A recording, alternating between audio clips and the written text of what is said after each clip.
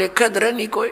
अपने आत्मा जैसे बालक भक्ति पर लगता है, बहुत अच्छी बात है, लेकिन इस ज्ञान से परिचित बूढ़ा तो सिर धड़कीबाजी ला देगा।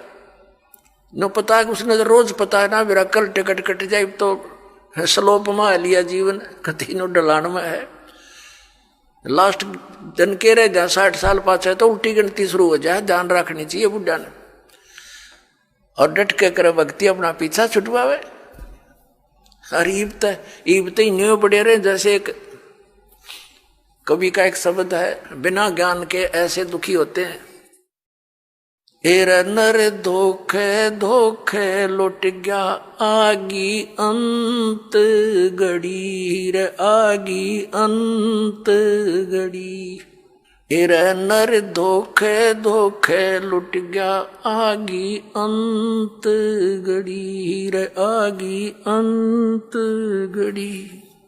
तो फिर क्या कहता है, पोता ब्यालो या मन में रही और एली करवा दो खड़ी। टिकट कटन न हो रही है और ये आस्था लाए बैठा कि हे भगवान एक पोता और ब्याह जा फिर बेशक मर जाऊं। और फिर नो कहे एक छोरे किया एक और मकान बन जा बस फिर क्या कहने बेशक मर जाऊं। बता, इस प्रकार की आस्थाएं अज्ञानता से वृद्ध अवस्था में ये ज्यादा बढ़ जाती है। और जब ज्ञान हो जाएगा तब अपना माला लेके और बैठ जा कुण में, ना ताश खेले ना होके पाड़े ना गप्पे मारे, दिन रात एक करके अपना भक्ति करा के पीछा छुड़वावे। तो इस प्रकार पुण्यात्माओं परमात्मा कहते हैं पाछे गई सो जान दे और ले रहे तीन राख, उल्टी ला चढ़ाइयो करो अपुटी चाक। अगम निगम को खोज ले बुद्धि विवेक विचार, उदय अस्त का राज मिले तो बिन नाम बेगार। क्या कहते हैं परमात्मा के याद दिलाना चाहते हैं कि जरा सा कुछ विवेक से काम ले ए प्राणी। अगम निगम को खोज ले और बुद्धि विवेक विचार, उदय अस्त का राज मिले तो बिन नाम बेगार। बेगार क्या होती थी? हम छोटे थे उस समय ये 3 व्हीलर चले थे पेट्रोल के, जिसने ये गणेश बोले हैं। और हमारे गांव से लाखन माजरा तक एक गणेश चलते थे, 2 टेम्पू थे वह। उनमें से एक दिन नहीं आया तो अगले दिन उससे पूछा उसके साथी ने कि कल कहाँ चला गया था। उसने बताया मैं कल बेगार में फंस गया था। बेगार क्या होती थी? पहले इन पुलिस वालों के पास गाड़ी गुड़ी तो होती नहीं थी और किसी को पकड़ लेते थे, ऐसे को भाड़ा करने वाले को कहीं रेड लगानी होती, कोई चोर उचक्का पकड़ना होता तो उसने पकड़ ले जाते, सारा दिन उसकी रेल बनाए रखते। वो तेल भी अपने दोहरे डालता और सारा दिन इधर चल उधर चल, सुबह पकड़ लेते रात के 12 बजे छोड़ते, 1 मिनट का चैन नहीं और खर्चा करते। तो वो बता रहा था कि कल बेगार में फंस गया, 200 रुपये का खर्चा हो गया। उसमें तेल बहुत सस्ता था, पेट्रोल भी 1-1.5 रुपया 100 रुपये लीटर था। और उस दिन की दिहाड़ी गई, 200 रुपये का खर्च तेल पानी में लग गया।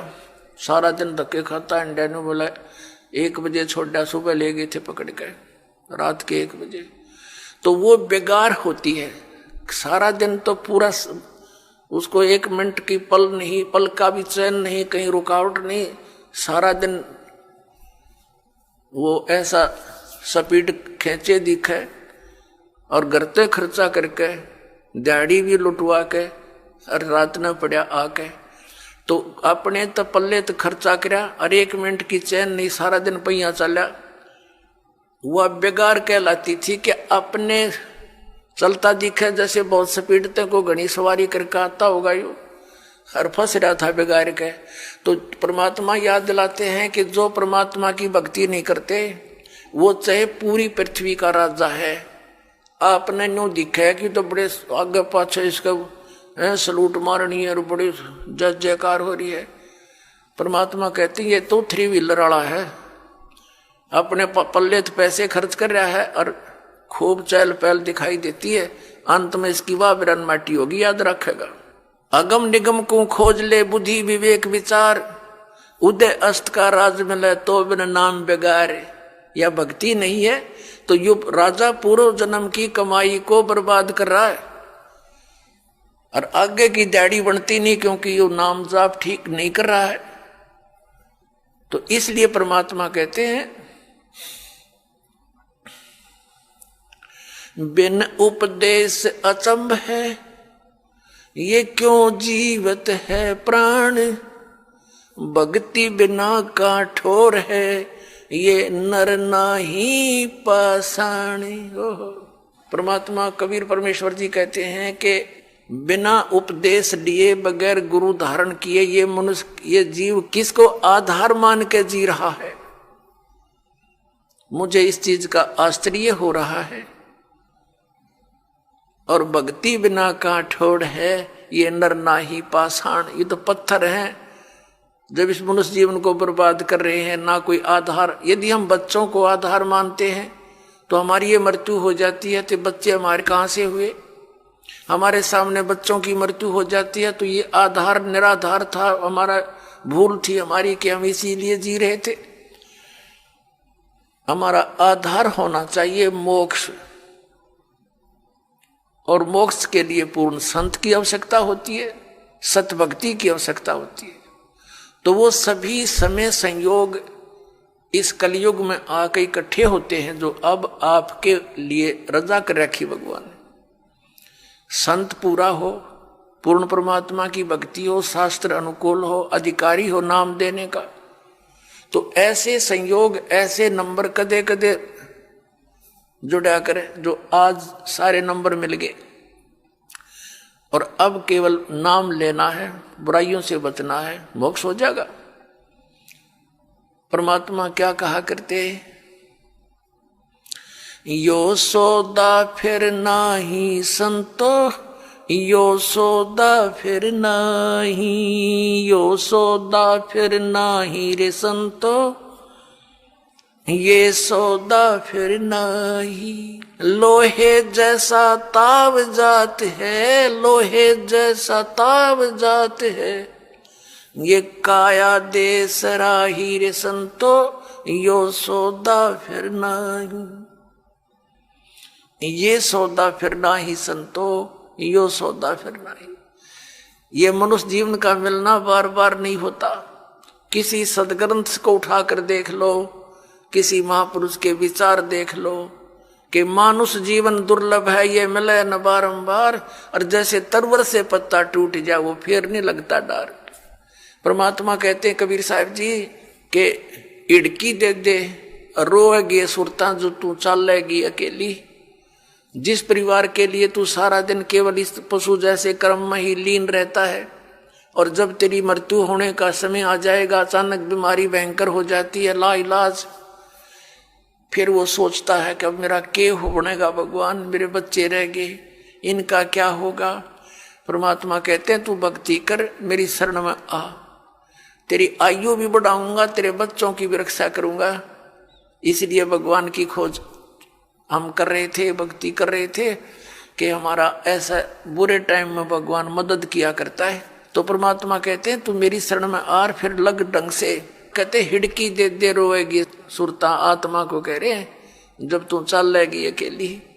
जिस परिवार को अपना मान रहा था वो तो यहीं रह गया, तेरी बांह पकड़ के ले जाएंगे यम के दूत, फिर नो कह पछाड़ खा खा रोएगी तू आत्मा, क्योंकि तेरा कोई संभालने वाला होगा नहीं, तेरा भगवान परमात्मा साथ दे नहीं, क्योंकि आपने उसकी साधना की नहीं विधिवत।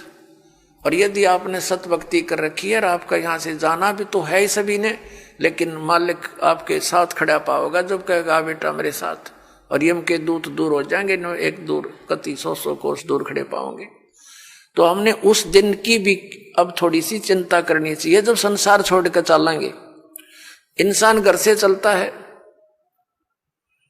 और जाने से पहले वो रात के सटे की चिंता पहले करता है कि कहाँ रुकूंगा, कोई धर्मशाला का या कोई रिश्तेदारी का कनेक्शन खोज करता है। और जब संसार छोड़कर जाता है ये कभी सोचता है नहीं अब कहाँ जाऊंगा, आगे कहाँ ठिकाना है मेरा।